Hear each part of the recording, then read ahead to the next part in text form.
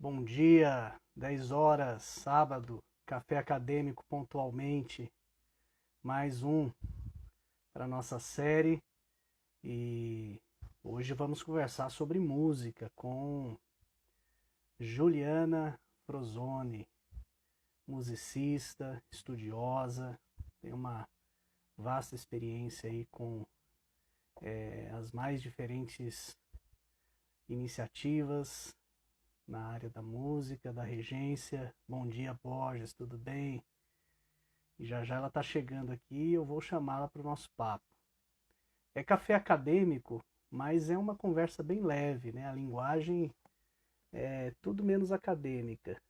Ah lá, ela já chegou. Deixa eu chamá-la. E a gente já começa.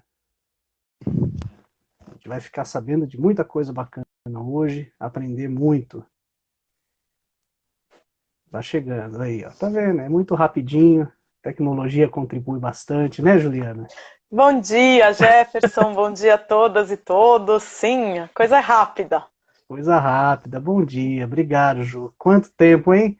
Há quanto tempo? Nossa, eu estava pensando, há uns 10 anos que a gente se conhece já, É né? E verdade, é alguns bons verdade. que a gente não se vê É verdade. presencialmente.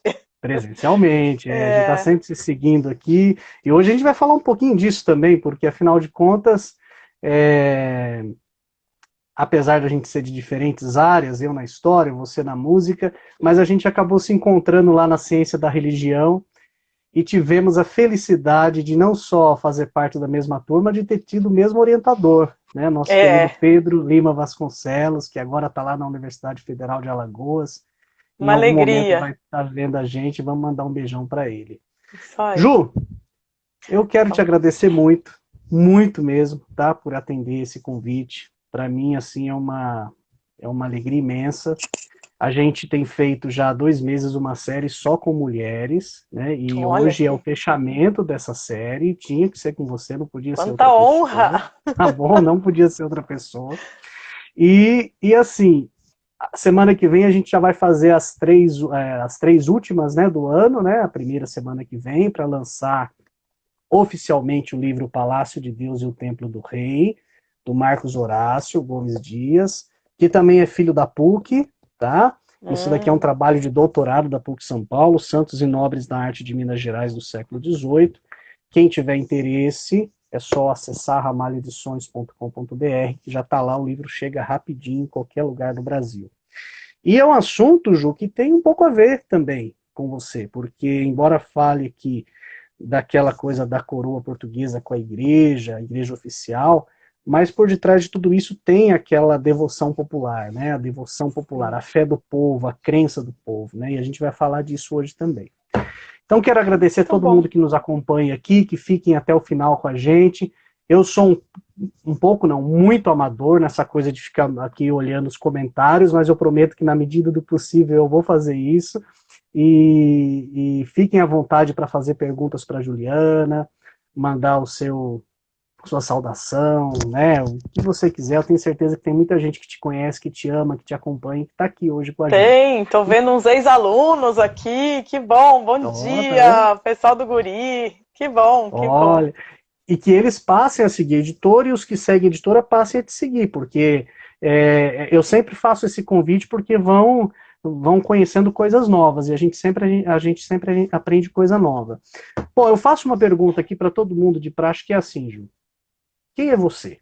Né? Fala pra gente quem é Uau! você, onde nasceu esse amor, esse interesse pela música, quando, como, a- e claro, até você, né, se tornar uma musicista acadêmica, né? Não é todo Sim, músico no Brasil que é acadêmico. Então fala um é, pouquinho dessa tua travessia aí pela música. eu Obrigado acho mais que uma vez. eu que agradeço, bom dia mais uma vez a todos e todas, ao Jefferson em especial pelo convite. Essa acho que é a pergunta mais complexa, né? Assim, quem é você? Né? E eu acho que você usou uma palavra linda que é trajetória, né? Então, eu sou riopardense de nascimento, né? Eu sou de São José do Rio Pardo, uma cidadezinha aqui no interior de São Paulo. e comecei a estudar música dentro de casa, né? Então eu sempre digo que na verdade a música acaba escolhendo a gente, eu nem sei separar, né, quem sou eu, assim, depois que eu comecei a estudar música. Eu comecei a estudar música porque a minha mãe é musicista, né? Minha mãe é pianista, professora, então a música sempre fez parte, né? O som sempre fez parte né? Acho que desde que eu me conheço por gente. Já Ela estava na dava aula. barriguinha dela lá e já estava Pois é, ouvindo. dando aula, e aí quando eu nasci, ela seguiu dando aula, enfim. Então eu venho desse contexto, de um contexto de uma cidade do interior, em que a professora, das poucas professoras de música da cidade, era minha mãe, né? Então, um desafio também de estudar com a mãe, né? Os adolescentes mais jovens e os mais velhinhos como nós vão se lembrar, né? Como é complexa a relação, né? E aí você tendo que se colocar e ser, né, se desenvolver. Mas enfim, eu venho desse contexto. Eu comecei a estudar piano, na verdade a minha primeira formação, mas para mim sempre ficava a dúvida, né, desse fazer musical sozinho, né? Um instrumentista de alguma maneira é uma pessoa muito solitária. E aquilo para mim acho que não dava. E a minha mãe mesma dizia, você não serve para isso, você não consegue ficar tantas horas estudando no instrumento, isso não é para você e tal. Mas aí com 13 anos eu comecei a cantar em coral, né? E aí eu descobri o que era, assim, qual era o tipo de música, né? O que era que me chamava a atenção, né? E muito mais do que a música em si, aquilo que me chamava a atenção era o fazer coletivo, né? Então já desde adolescente eu comecei nessa trajetória da música ainda de um jeito amador, enfim, estudando seriamente, mas sem pensar nisso como profissão, até porque a gente ouvia aquele velho jargão, né? Música não dá dinheiro, vai viver do quê? Quer levar a vida na flauta, né? E de fato eu fui experimentando, né? Eu fui tocar flauta, eu fui aprender um pouco de violão e tudo, mas a voz sempre foi a minha, né, o norte, assim, desde que eu era menina e tal. Aí tentei sair da música, né? Fui estudar direito. E porque eu achava que eu tinha que ser séria, que eu tinha que ter uma profissão que ia me dar um futuro, né, estável e tudo mais. E fiquei mais de 3 anos na faculdade de Direito. No terceiro ano eu já vi que o negócio não era muito para mim. Eu estava estagiando já num escritório de advocacia importante. Mas aí fui fazer música junto, né? Resolvi fazer uma graduação em música junto com... E aí eu vi que era aquilo mesmo, né? Mas eu não tinha muita opção, senão ir para uma universidade pública. Eu estava no Direito, eu estava na USP, e aí falei, bom, minha família nesse momento não me apoiava muito. Falei, eu vou ter que prestar vestibular de novo. Foi isso que eu fiz, então mudei, né? Saí já matriculada no 4º ano de Direito, fui fazer... Onde já se viu deixar uma faculdade de Direito na USP? Na USP, todo mundo quer entrar e você saindo. Eu ouvi isso, assim, dezenas de vezes, né? Que absurdo, enfim. Mas é aquilo que a gente, né? Tem um ditado que diz que a gente é pro que nasce, né? E eu acho que eu, de fato, sou. Né, eu nasci para isso. Eu não sei nem se para música exatamente, mas para estar com as pessoas, né? Eu acho que essa foi a minha opção. E foi isso que me conduziu para a regência, né? Então eu fiz composição em regência na Unesp. Aí no final do curso a gente acaba escolhendo, né, a habilitação, e eu optei pela regência e pela regência coral, né? Então acho que isso foi também uma coisa que me chamava sempre a atenção, que era a voz, né? O que é a voz, o que é você ter voz, o que é você cantar, propiciar a voz, né? Enfim. Então essa foi um pouco a minha trajetória de graduação, né? Eu entrei numa faculdade, saí noutra. No mestrado não podia ser diferente. Eu acabei entrando no mestrado em música, né? E aí, por uma série de contingências do trabalho, da minha vida profissional, que estava começando no campo da educação, eu acabei me encontrando, né, com os benditos, eu acabei me encontrando com o sertão da Bahia, com uma religiosidade popular que eu não conhecia, e me enveredei para as ciências da religião, né? Então entrei num mestrado, saí no outro, né? E eu acho que essa é uma das coisas que para mim também são um norte de vida. A gente olhar e falar o que chama, o que te toca, né? E dá sempre certo, né? Eu acho que é É, isso que é o principal, né? Então a minha trajetória é um pouco essa. Depois posso falar um pouquinho. Acabei entrando num claro. doutorado em Aham. música, saí dele, ainda não entrei em Ó, outro, mas enfim. Então eu acho que. E aí a minha trajetória como regente, regente de coro amador, regente de uhum. coro de empresa, de escola, de amigos, né? Eu mantenho um grupo de amigos que a gente canta até hoje, que é o Voz Moscada. Mas fui Ah, fazendo essa opção, né, essa trajetória também, pela educação, pelas pessoas. E hoje estou profissionalmente como gestora pedagógica da Santa Marcelina Cultura, que é uma organização social que é responsável por programas de educação musical aqui no governo do estado, né, que é o GURI, aqui na perfeito. região metropolitana, a Escola de Música, a EMESP Tom Jobim, que eu vi que tem o pessoal da EMESP aqui também, então Que bom dia. legal.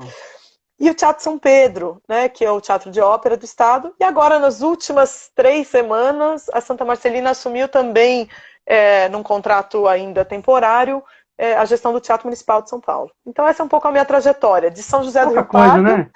Pouca coisa. olha, já fiz bastante. Né? Então, de Rio Pardense, comecei a estudar piano, acabei me mudando para São Paulo para estudar Direito, Uhum. e E fui ficou. regente, estou na gestão cultural, enfim, e fiquei, estou por aqui. Que Então bom. essa um pouquinho sou eu. Você, você falou uma frase aí, Ju, logo no comecinho da tua fala, que me fez lembrar, não sei se você vai se recordar, da nossa aula de metodologia em ciência da religião com João Décio, que ele dizia assim, Sim, né, que a gente não escolhe o tema, é o tema que escolhe a gente, é, né? é. E tudo a ver com o que você falou, né? A Parece música me que escolheu.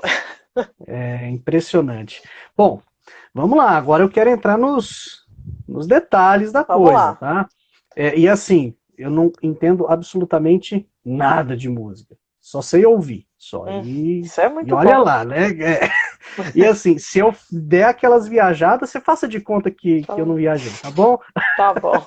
Vamos lá, bacharelado em música, Unesp, com habilitação em regência. Eu queria que você falasse um pouquinho dessa habilitação. O que é essa especificidade dentro da formação acadêmica musical, né? E o que é a experiência de especializar-se nisso Uhum. academicamente e como que é isso depois no trabalho, né? Em fazer a regência, há muita diferença ou não, enfim. Fala pra Tá. gente um pouco dessa experiência, vamos lá. Bom, a graduação em música, né, você tem várias possibilidades. Né? Uma delas é, por exemplo, ser bacharel em instrumento, então você é um instrumentista, você se Uhum, especializa naquele instrumento, é um performer. Tem o campo da educação musical, né, a licenciatura em música, educação musical, tem faculdades que têm nomes diferentes. E tem a regência e composição. Né? No meu tá. tempo da Unesp, que eu entrei quase 20 anos atrás, praticamente, o curso era junto, né? Então era uma graduação ainda de Uhum, 6 anos, né? E você começa, os 4 primeiros anos são comuns. Você uhum, faz as disciplinas teóricas, as disciplinas de apoio, né? Tem instrumento complementar, tem teoria, harmonia, análise, enfim. Mas quando chega no quinto ano, você opta, né? Você pode fazer as duas uhum, habilitações, então você se habilita uhum, como compositor e como regente, ou maestro, né? Tem gente que uhum. chama assim. É, Maestro. ou você pode É a fazer uma mesma das coisa, duas. então. É a mesma coisa, é a mesma Tá. coisa. O que eu acabei optando era eu optei pela regência exclusivamente, porque era o campo que eu queria atuar mesmo, Tá. especificamente na regência coral. Então, na universidade, no Instituto de Artes da Unesp, né, você não tem essa especialidade, ou a regência orquestral, ou regência de coro, e tudo. Você faz regência, né, geral, vamos dizer, e nesse curso você aprende, além dos fundamentos musicais, obviamente, como conduzir um grupo, como estudar uma partitura, né, como dividir as vozes, como analisar uma música, se ela é adequada ou não. Então é um pouco Uhum. isso. Né? Mas o que eu sempre falo, na verdade a faculdade não ensina a gente a ser profissional, né? Como em qualquer área. É. Então, assim, a faculdade de música, das artes em geral, mas a música, né, que é o meu assunto, você precisa já ser um músico para poder cursar. Então, você tem uma prova de uma prova específica que a gente chama. Então você tem que tocar, você tem que cantar, você tem que reger, quer dizer, já se supõe que você tem a formação, porque a formação musical ela é muito longa, né? Então em 4 anos, em 5 anos, não daria tempo de você aprender tudo, né?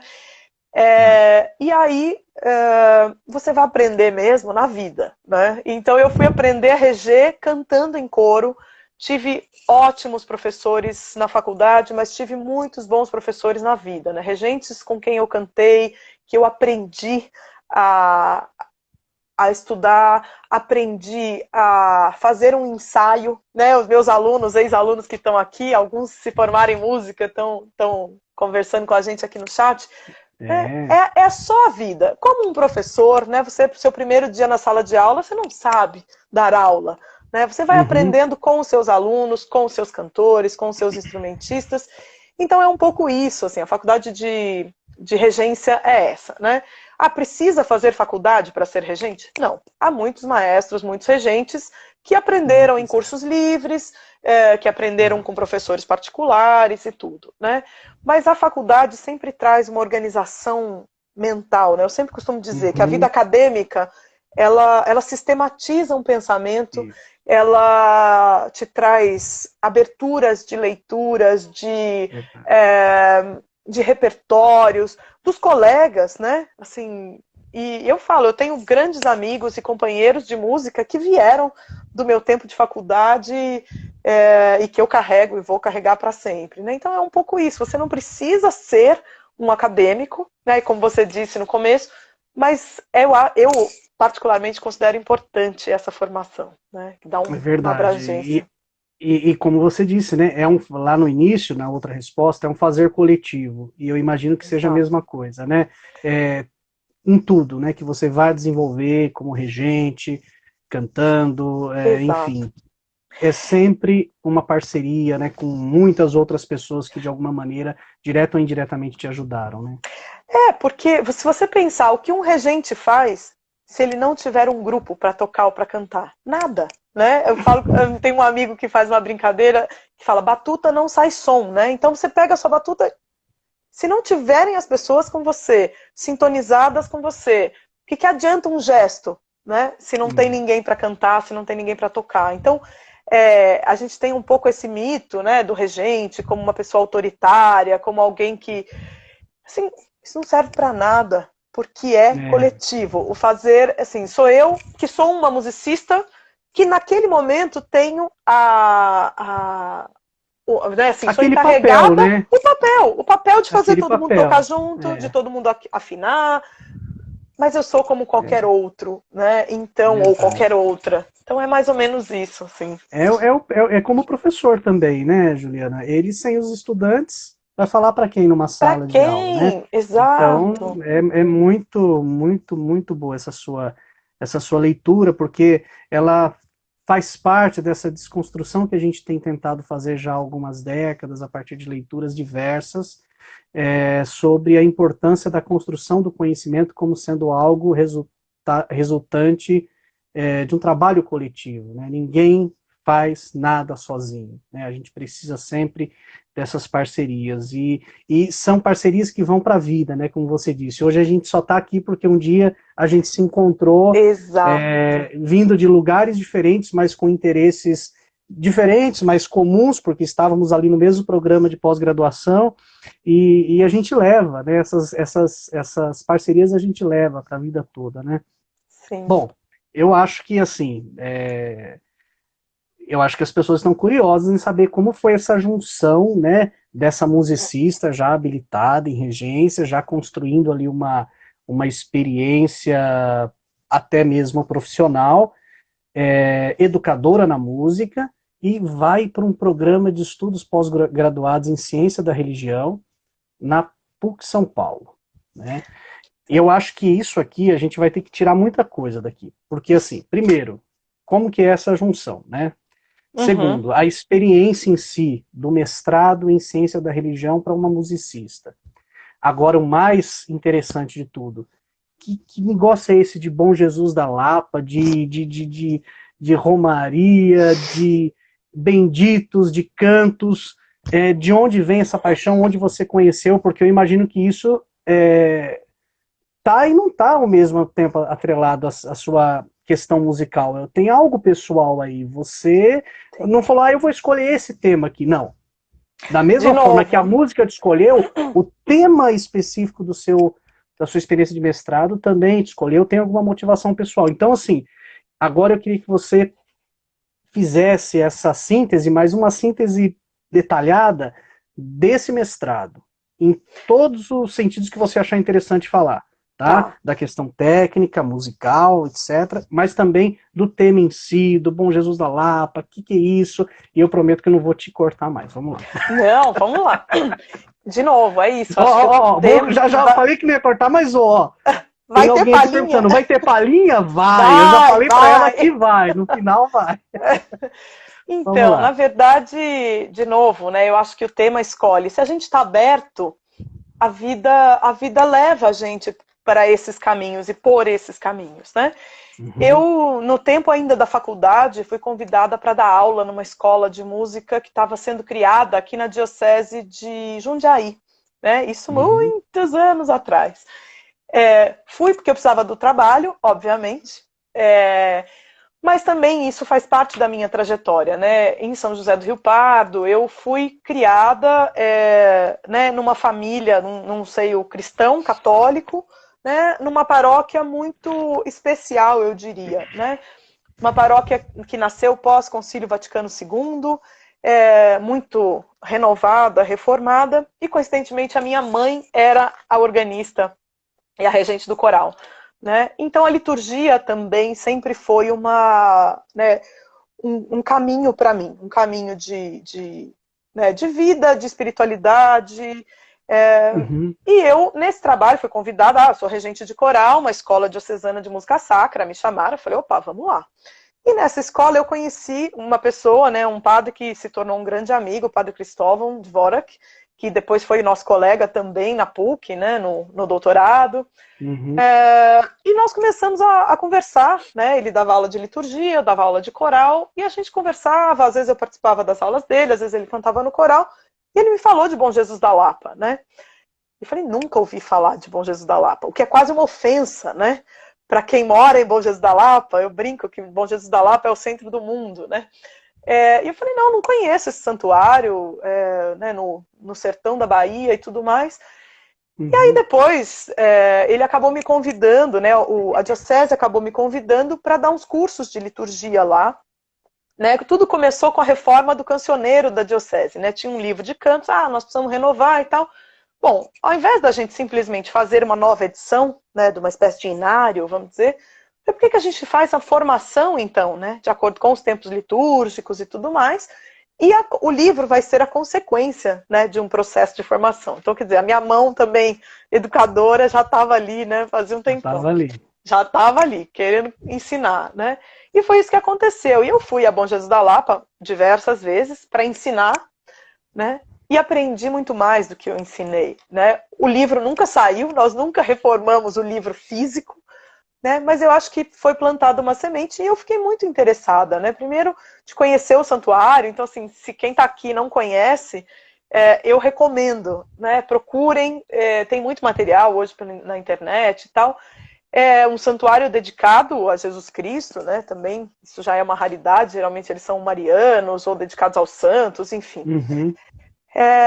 E lá eu vi muita gente cantando, lá eu vi romarias que chegavam com seus benditos, com música vocal, música a capela, né? Sem acompanhamento instrumental. Eu fiquei fascinada com aquilo. Falei, gente, isso aqui que eu estou ensinando, isso aqui não é nada perto do que tem aqui, né? Da riqueza da cultura popular. E aí a gente vê como a gente é inocente, como a gente é desavisado, né? Esse olhar quase colonizador que a gente tem, né? Dizer, não, eu conheço música, eu sou formada, e eu vou ensinar como se canta, e eu vou recolher as músicas. Falei, peraí, tem outra coisa aqui que eu preciso aprender, que eu preciso ouvir. E eu não pensava em mestrado nessa época, isso foi 4 anos, 6 anos antes, né? Mas eu comecei a recolher e gravar esses cantos, né? Então, se eu estava com um gravador ou um celular, gravava as pessoas cantando, começava a conversar. E eu falei, poxa vida, e aí quando veio a ideia de fazer um mestrado, Falei, por que não falar desta música? Né? Já havia outras pesquisas nesse campo, né? De outros santuários. Então, de São Francisco do Canindé, do Juazeiro do Norte, do Padre Cícero.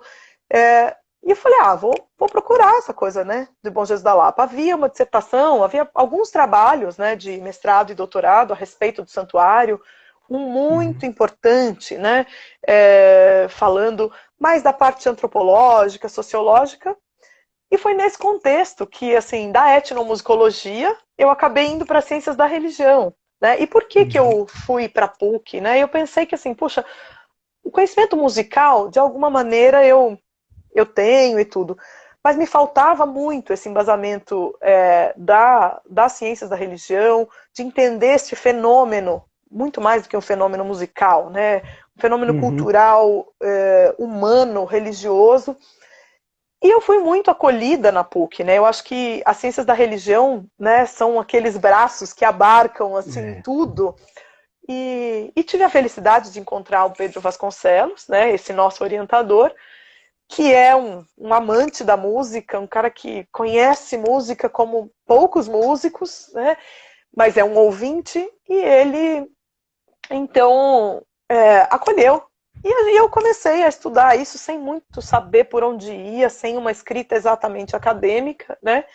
E aí, quando fui apresentar, né, a minha primeira versão dos primeiros escritos para o Pedro, eu posso fazer uma proposta, talvez pouco acadêmica, mas assim, por que a gente não pensa essa construção, né, do texto acadêmico como uma romaria, né, como uma trajetória, os capítulos se desenvolvendo? E eu fiquei fascinada com aquilo, né, com a ideia, ao invés de ter um capítulo teórico, um capítulo isso, aquilo, uma conclusão, não, nós vamos fazer uma romaria juntos. E foi assim que eu construí esse trabalho, né? Então, os meus capítulos, né, de dissertação são a saída, a viagem, a chegada, o pagamento das promessas e a despedida, né? Então, e aí eu fui colocando os benditos, né? Eu fui estudando esses benditos, assim, na verdade, estudando o itinerário da romaria a partir do repertório cantado. Né? Porque nesse momento eu descobri que, assim, tem música para sair, tem música para chegar, tem música para o caminho, tem música para se despedir dos santos, tem música para tudo, né? Então, nesse caminho eu recolhi aí, sei lá, uns mais de 70 benditos, né? E sem a menor pretensão, né, de encerrar esse repertório. Isso foi um recorte daquilo que eu vivi nos anos que eu estive lá. Mas, assim, para mim foi de uma descoberta, né, espiritual, cultural, humana, né, que ressignificou o meu pensamento musical, acadêmico, como regente. Quer dizer, eu tenho uma formação, mas assim, eu não sei nada, né? Eu precisei pegar um ônibus e fazer uma romaria, né, sair lá de Buerarema, no sul da Bahia, perto de Itabuna, e andar 12 horas de ônibus e fazer a romaria, chegar a Bom Jesus da Lapa e comer farofa e conversar com as pessoas. E como é que é isso, né? O que te faz sair, né? Porque é isso, romaria é isso, né? O que importa é o trajeto. E eu acho que a vida é assim, né? Não importa onde você vai chegar, como é que vai ser, mas assim, como é que você vive, né? E os processos de transformação que uma romaria, que uma peregrinação, que uma vida te trazem, né? Então acho que foi um pouco isso. Eu ouvindo essas coisas lindas que você está falando, né? Me faz lembrar de professores, por exemplo, o Enio, né? Nosso querido Enio José da Costa Brito, que sempre fala, né, que é muito mais que uma formação acadêmica, é uma experiência de mestrado. E você viveu literalmente uma experiência, porque essa coisa de desconstruir esse olhar colonizador, como você falou, né? Aquela coisa, eu entendo de música, eu tô chegando aqui, pô, esse povo não entende de música, aí de repente você chega lá e você se depara com aquilo e você fala, não, peraí, não sei eu nada. tenho muito para aprender com essa gente, e aí entra mais uma vez aquela coisa do fazer coletivo, alguém falou aqui o quanto isso é nobre, então assim, isso é fantástico. Olha, a gente tem, por falar em, a gente tem gente de peso aqui, ó, a professora Marisa Hilda está nos acompanhando. Grande abraço para ela, alegria, tá vendo? coisa boa. E tanta gente bacana aqui, ó. E assim, como eu falei, eu sou muito amador para controlar esse trem aqui, viu, Juliana? Então tem muita Vamos gente te junto. mandando beijo, te elogiando, te Obrigada. agradecendo, tá bom? Muita gente que te acompanha, que te ama. E olha só, eu acho que a gente pode pegar mais coisas. Por exemplo, eu estava olhando na sua dissertação, você falou dessa sequência, né, que Uhum. destoa um pouco daquele formato tradicional de um trabalho acadêmico, e isso tem muito da influência do nosso querido Pedro Vasconcelos, né, Sempre. tanto em sugerir títulos e subtítulos e a estrutura, mas assim, ao mesmo tempo, continua sendo um trabalho de mestrado.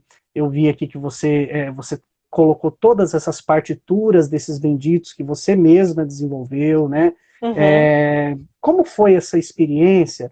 E assim, e de alguma forma a recepção disso?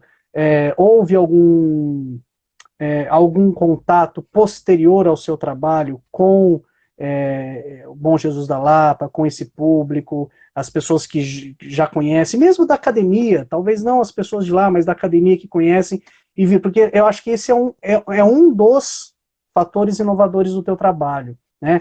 Você musicou esses benditos, como que foi a É, recepção e tem sido? Vamos lá. na verdade, assim, eu acabei fazendo a transcrição, né, o que é o que a gente chama. Uhum, Então, gravava, né, o pessoal cantando, e aí transcrevia num código musical, né, que é uma tá. partitura, Uhum, e com a consciência de que uma transcrição tem muitas limitações, né? Porque o sim. jeito de cantar, a entonação, é como se a gente estivesse transcrevendo uma fala nossa, né, para um texto Hum, escrito, né?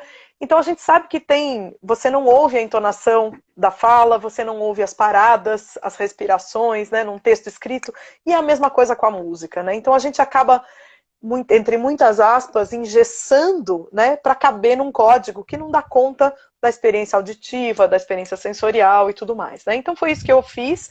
Por quê? Porque eu queria que esse trabalho também conversasse com os músicos, né? uhum, Eu não queria só que ele ficasse no campo da ciência da religião, mas assim, e é um registro, um recorte daquele momento, porque muitas vezes, acho que é importante salientar, né? Esse é um repertório transmitido oralmente, né?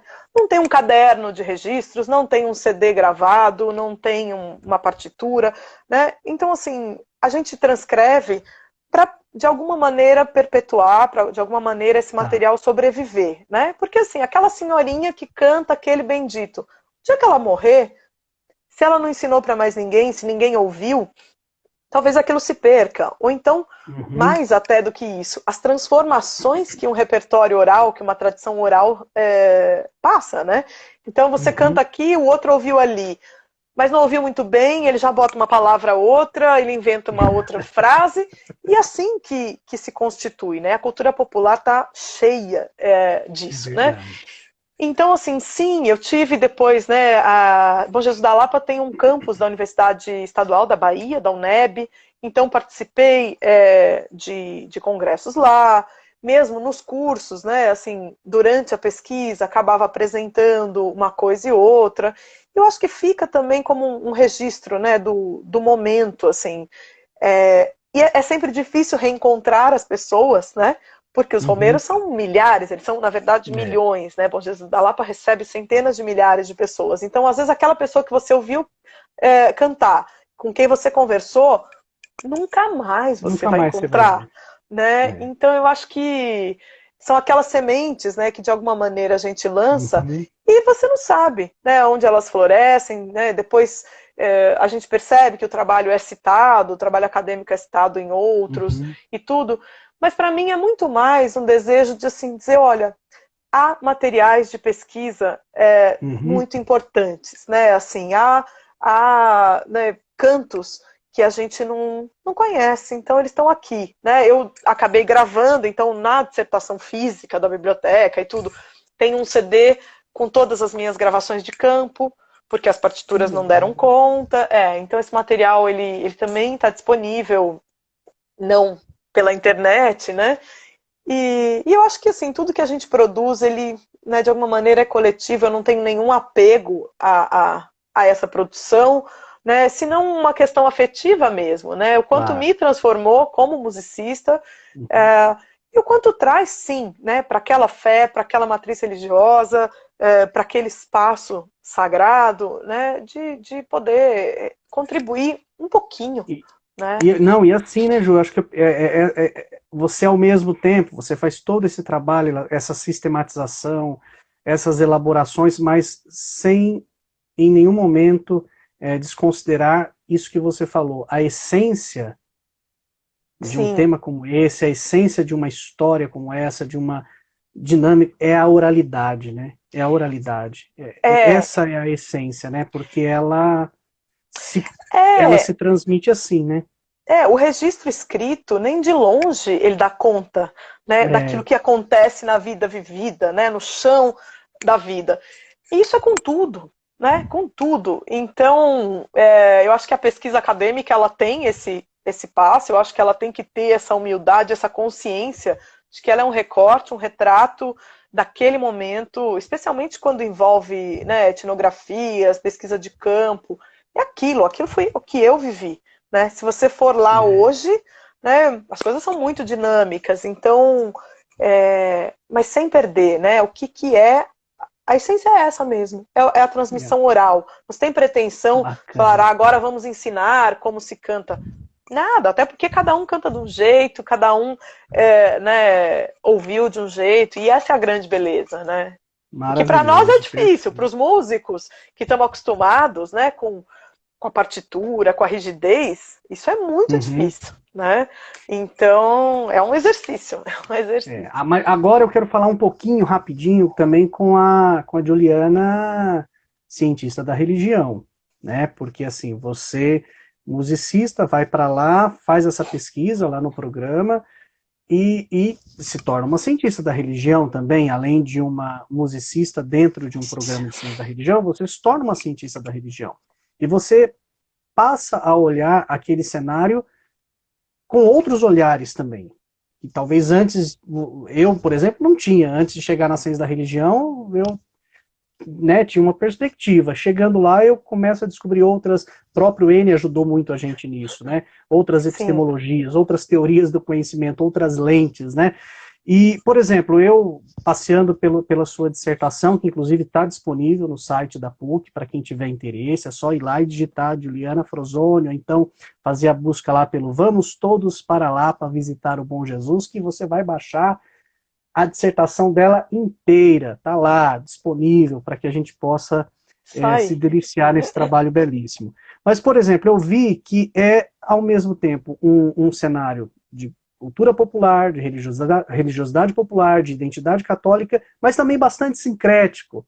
Né? Absolutamente. Porque você vê lá, por exemplo, na Sala dos Milagres, você tem imagens católicas, mas você também tem Iemanjá, você tem, enfim, toda essa... Como que você, como cientista da religião, vê essa dinâmica sincrética, que é uma coisa belíssima, que caracteriza a religiosidade popular no Brasil, de modo geral?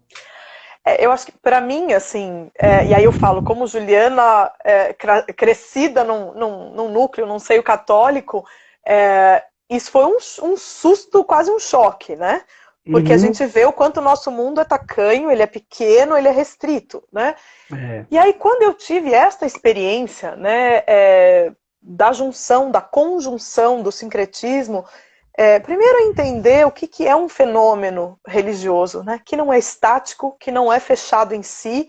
Então, acho que para mim esse foi o grande aprendizado, né? As coisas, elas não se encerram, né, em si. A vida real, ela é muito maior. Né? Então, sim, a Virgem Maria e Iemanjá podem ser e são a mesma pessoa. Cosme e Damião podem ser celebrados lá no centro, lá em setembro, e podem ser os santos católicos com grande perfeição. Eu posso estar num santuário católico e levar as minhas oferendas, as minhas velas, a minha pipoca, os meus colares de contas, porque este é o povo brasileiro, este somos nós, né? Esta é a nossa religiosidade. Então, essas coisas, elas são a realidade, né? Por mais que as instituições religiosas insistam em nos colocar, né, nas caixinhas, e eu falo isso com muita tranquilidade, como católica que sou, e praticante que sou, né, vejo com muitas limitações, né, os discursos, as práticas, porque a gente é assim, porque se é no centro que eu tenho a distribuição do doce no dia do Cosme e Damião, e eu gosto de doce, e aquilo me acolhe, é ali que eu vou, né? E depois eu rezo e faço uma novena para Santa Luzia, porque tem que chover. E eu fico esperando o dia de São José, porque se não chover no dia de São José, a minha roça vai queimar, né? Então, assim, é isso que acontece, né? Então, eu acho que né, como essa... É até difícil falar, cientista da religião, nossa, nem sei se eu sou isso, né? Mas, assim, de ver como o mundo é maior, né? E como são as nossas relações, como a gente tem que se abrir para isso, né? Então, o que é esse sagrado? Né? O que é esse bom Jesus? Como é que eu leio um bom Jesus com a matriz que eu tenho? Como você lê com a sua matriz? Como o outro que mora, né, no recôncavo baiano, com uma influência absolutamente, né, negra, de matriz africana e tudo mais, né? Como sou eu, da minha família branca, a gente é tudo isso, né? Então acho que foi isso que eu aprendi, e aprendi a respeitar e saber que, assim, sei pouquíssimo sobre isso, né? Sei muito pouco. Então acho que e é uma beleza, mas foi um choque. O começo falou, Jesus, o que é isso? O que essa irmã tá fazendo aqui, né? Enfim. E assim, mais uma vez a gente volta à questão da oralidade, porque quem constrói, quem dá sentido, significado, é o ser humano, né, Juliana? Exato. É ele que dá. A instituição vem com essa mania de querer colocar tudo em pacotinhos dogmáticos e dizer pode, não pode, tá certo, não tá, esse vale, esse não vale, mas não, o que importa é o coração humano, né? É a condição humana que dá.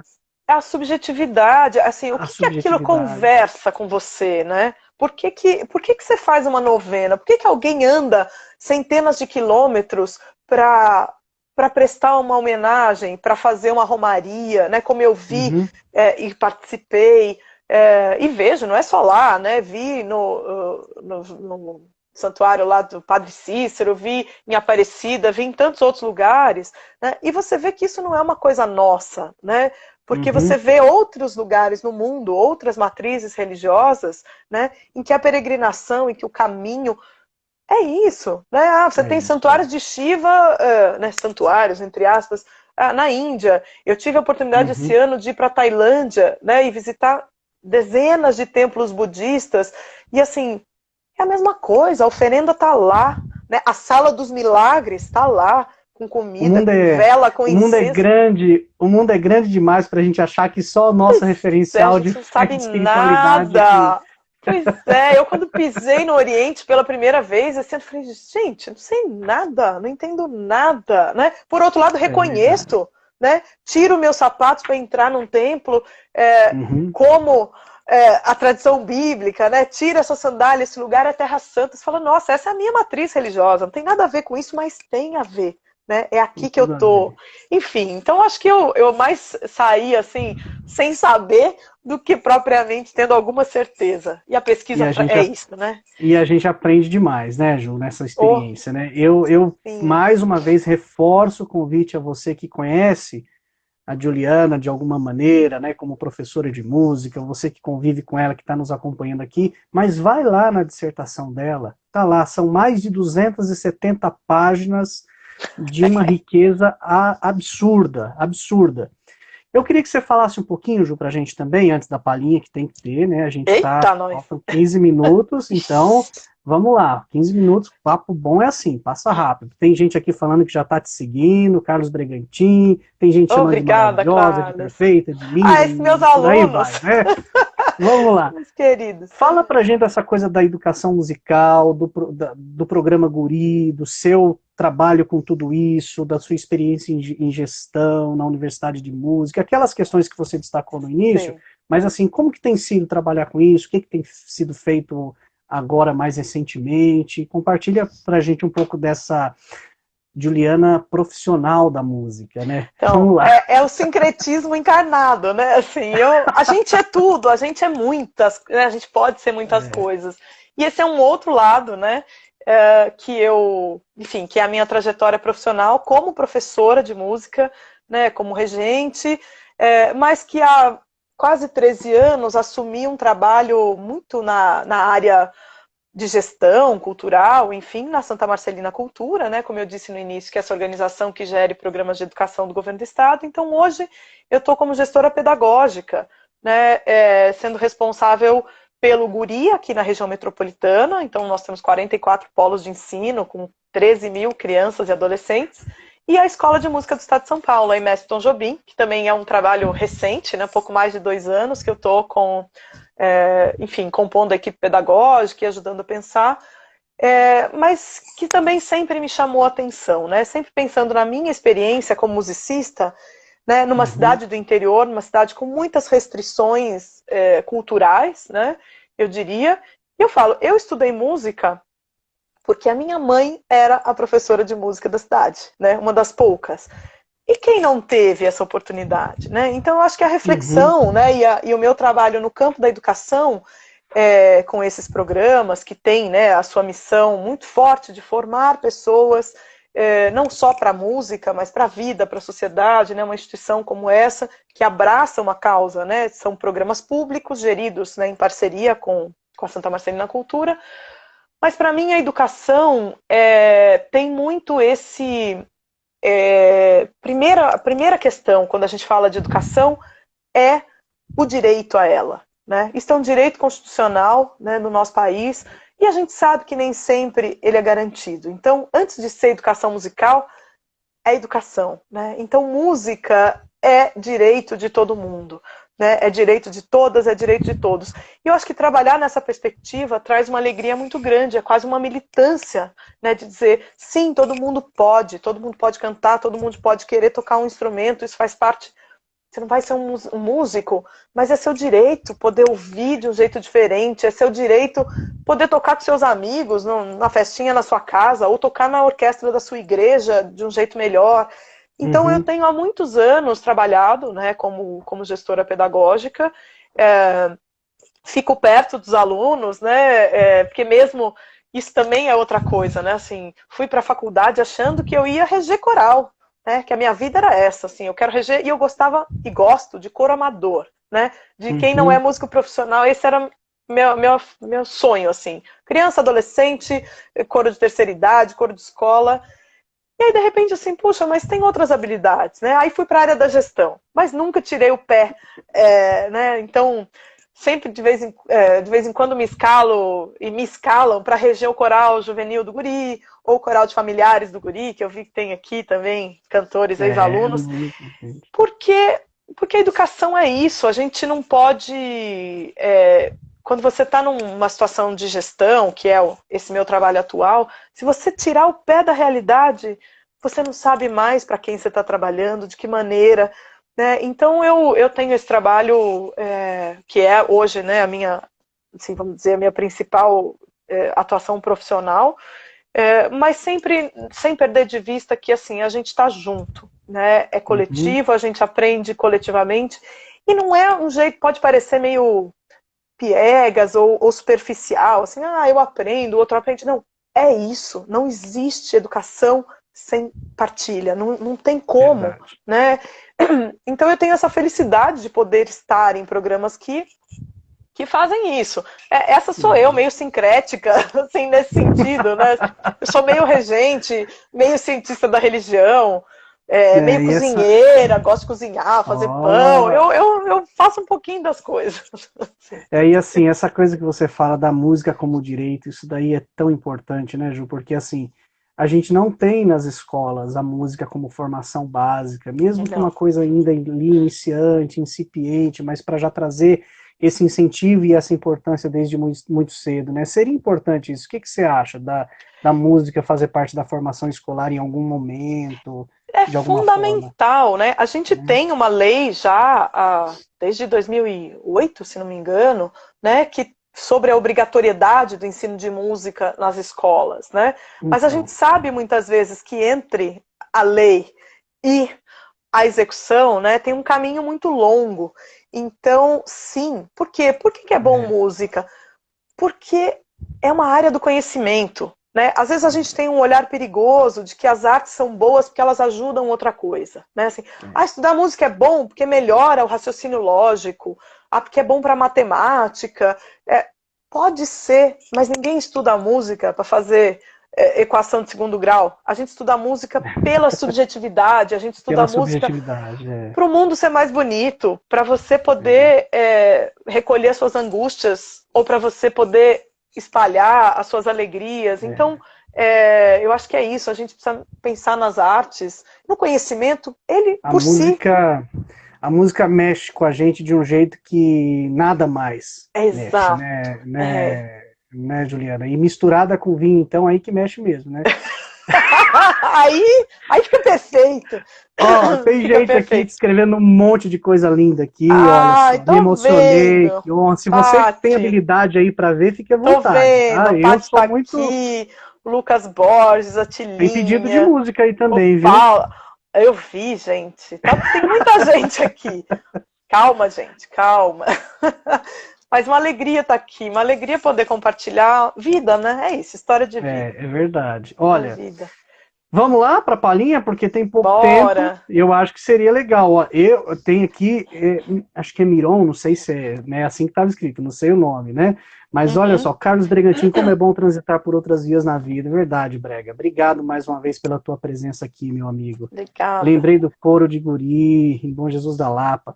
Eu tenho um Pois é. pedido. Ele pediu Romaria, né? Do Renato Teixeira, se eu não me engano, né? É, A autoria. é. Mas eu acho que é dele do Almir Sater, não tenho certeza. Acho que é Né? dele só. É que o Né? Almir Sater gravou.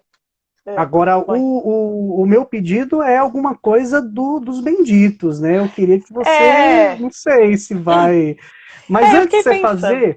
Claro. antes de você fazer, eu queria que você falasse que você comentou alguma coisa sobre um CD, que você disse que não está disponível aqui, mas é possível conseguir de alguma outra maneira.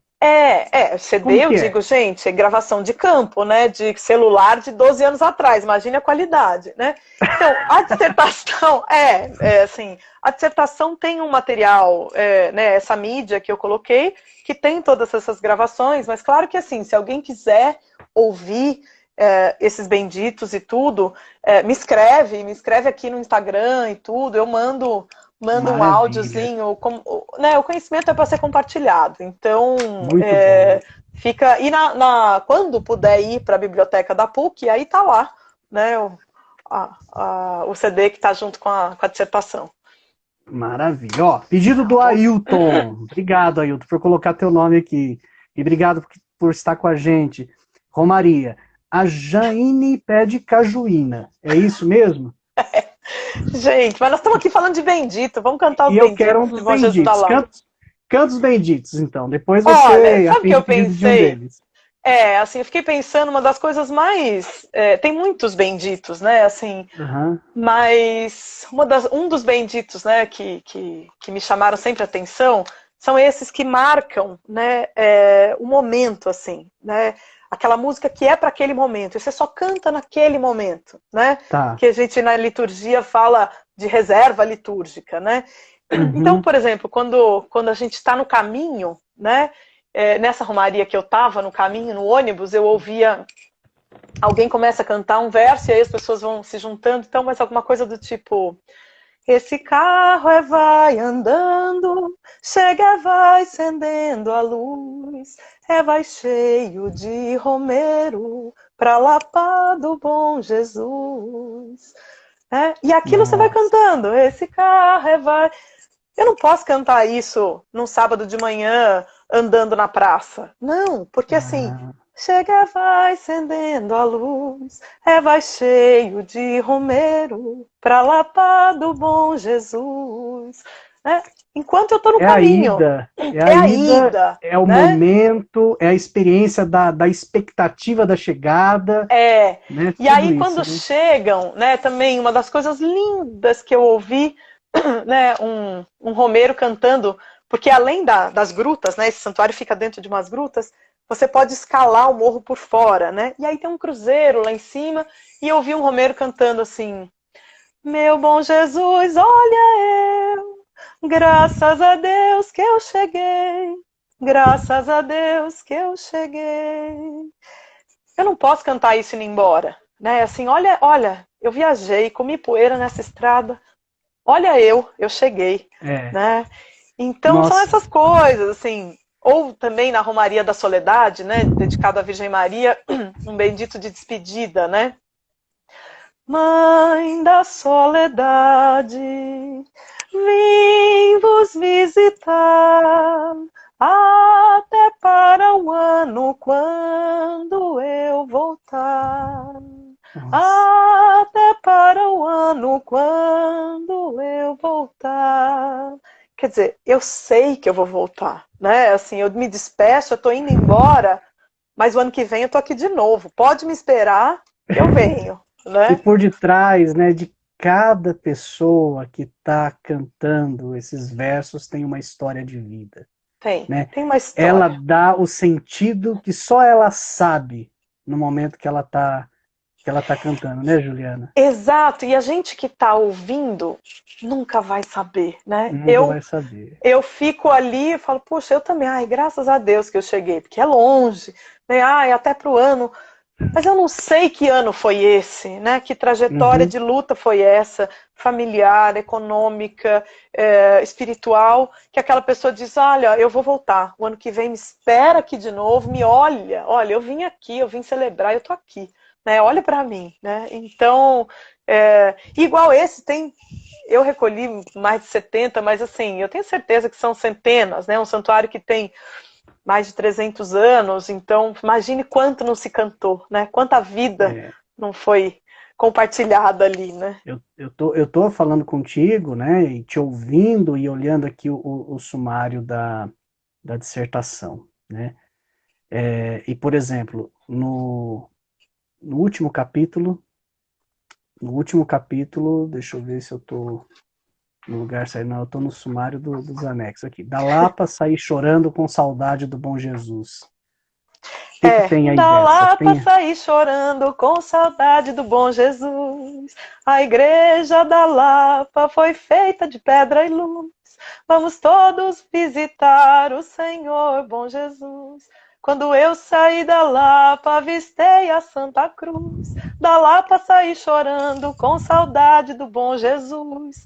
E é isso mesmo, né? Assim, por quê? Porque esse sagrado, ele não é longe, ele não está no céu, ele está aqui. Eu Tá choro de aqui. saudade desse sagrado, né? É, Desse Jesus que eu carrego. Então, isso para mim também foi de um aprendizado, né? O que é o transcendente? Se não a é, gente que está aqui, se não alguém que me ajuda hoje, agora. Né? Não é assim, eu verdade. vou fazer não sei o quê, eu vou pagar isso, quem sabe Deus me ajuda. Não, eu choro de saudade, né? Então, É. e é isso, e eu vi quantos romeiros, eu mesma já saí chorando da Lapa tantas vezes, né?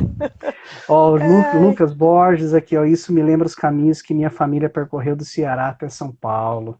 Olha cada história que esse povo Lucas, brasileiro tem, né, Ju?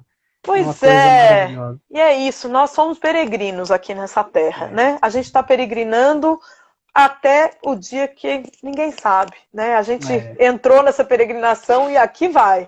Então, por isso que a gente tem que peregrinar do melhor jeito possível aqui, né? é. Porque tem gente que acredita numa peregrinação posterior, tem gente que não.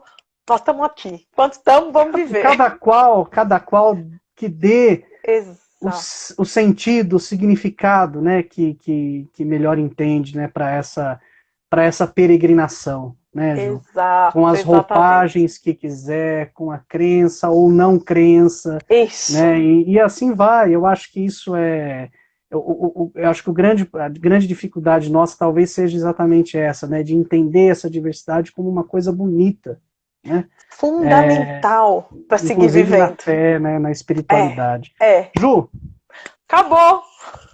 tempo. Aí, ó, tem poucos segundos. Eu quero te agradecer demais, mas demais mesmo. Como eu te Eu que falei, agradeço. tinha que ser você a última conversa dessa série com mulheres. Que alegria, Obrigado, viu? Dê Jefferson e todas e todos. suas considerações finais aí para esse povo Eu só maravilhoso. tenho a agradecer a presença de cada um aqui, porque essas pessoas que estão, muitas seguiram e são parte da minha peregrinação nessa vida, né? Da minha peregrinação individual, a minha peregrinação musical. E tem outros que eu estou conhecendo agora aqui que com certeza farão parte desse caminho. Verdade. Então, eu só só alegria, só agradecer mesmo, porque nós estamos juntos nessa. Né? Vamos seguir certo. peregrinando.